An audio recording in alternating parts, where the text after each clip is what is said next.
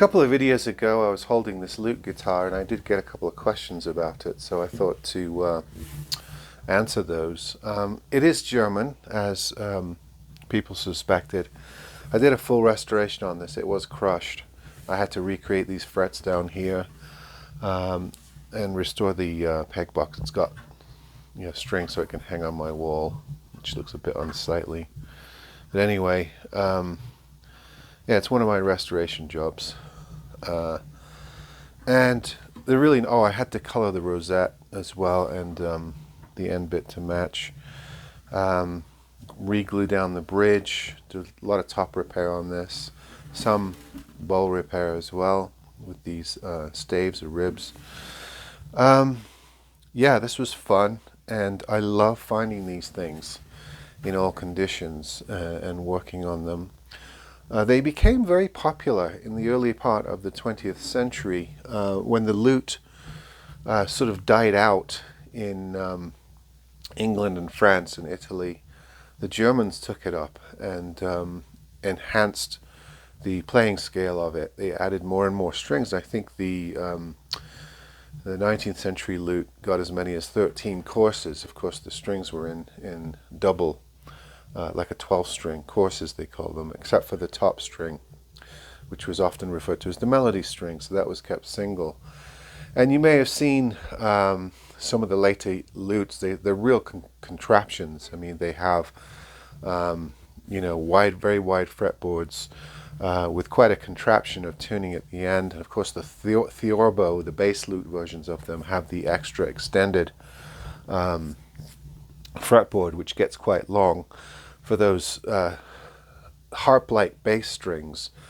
And it sort of had a little mini revival alongside the guitar for a very short period of time. And then the Germans decided to simplify it and make sort of guitar versions of the same shape, going back to the guitar tuning.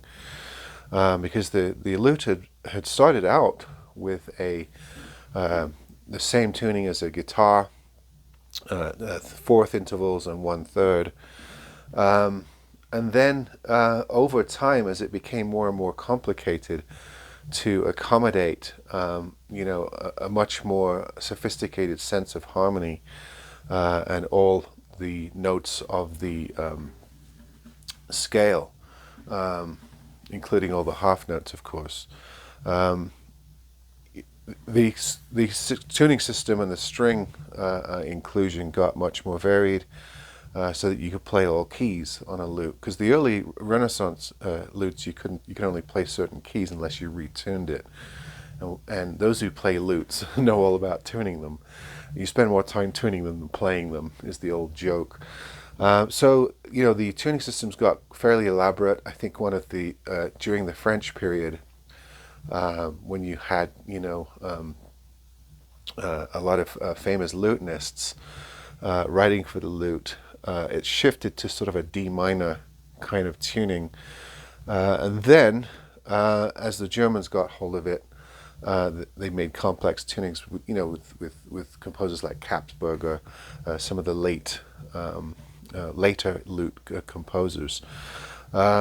So it became much more sophisticated, and then it was suddenly simplified into these guitar lutes, mostly for children to learn to play on.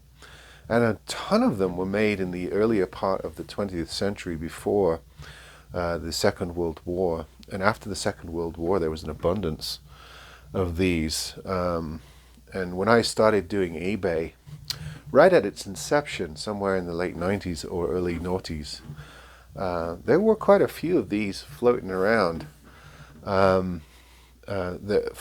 were available for restoration, particularly sellers in Germany that were selling them, and people buying them all over the world. And you can still find them. They're getting more and more expensive. They follow the lute construction in that there's a shell made, and then these ribs are bent and overlaid, and then you have a piece across that ties it all together. That's a very lute-like construction. The difference is, of course, the headstock is more like a traditional guitar headstock. It still has sort of almost like a half scroll like you'd see on a cello or a bass. But it doesn't have that sort of angled tuning system that lutes have. Of course, you string these with nylon, and one of the reasons why the top might have crushed in, and I had to get underneath the top and cleat it and glue all these cracks, is because somebody strung it up with steel strings. You see this a lot. These things aren't built to withstand steel string pressure. I have a lot of classical guitars along the way, including a couple that I still have that have considerable damage either to the top or to the neck itself, because somebody tried to put turn it into a steel string guitar. They weren't made for that. They were made for nylon or even gut strings. I'm not sure of the date on this one. There's no maker's label or indication. It could be original to the pre-war period, or it might be a copy made just after. I like to think it is of the earlier 20th century. There's certainly no reason why it shouldn't be. It looks to be at least that age, looking at the tuners. I don't know if you can see there, but you see a lot of discoloration in the tuners, which sometimes gives you an indication of age. But anyway, a couple of people noticed this when I was playing it, so I thought I would talk about it a little bit. Fun instruments, and if you find one, it most likely will need work, and it may also, you may not be able to get the action down to where you like it on your guitars, because of course these aren't made with truss rods, and it's very, very difficult to do any sort of neck reset on these with the way that they are flown into the rib joint there. It's not an easy system. This is probably a butt joint right here. So it's difficult to correct, so you have to do all of your correction at the bridge, and of course there's no saddle on a lot of these, so a lot of times you have to play them with a little bit high action. I've got this as low as I can. It won't go any lower, and it's okay for first position, even a little bit up the neck. But if you get really high up, it's a little bit too high, so it really is an instrument for more simplistic pieces. Anyway, there you go, the old lute guitar. They're still around.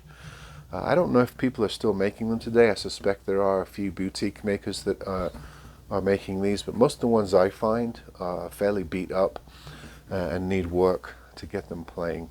I'll give you a close-up of some of the work I did on the top there. There's a crack that was cleated, another one. Yeah, had to remake the ebony frets here, the body frets. Yeah, quite a lot of work here, but mainly that crack going up the middle was caved in and stepped. I had to get it level and cleated. So there you go. Interesting German guitar lute. See you next time.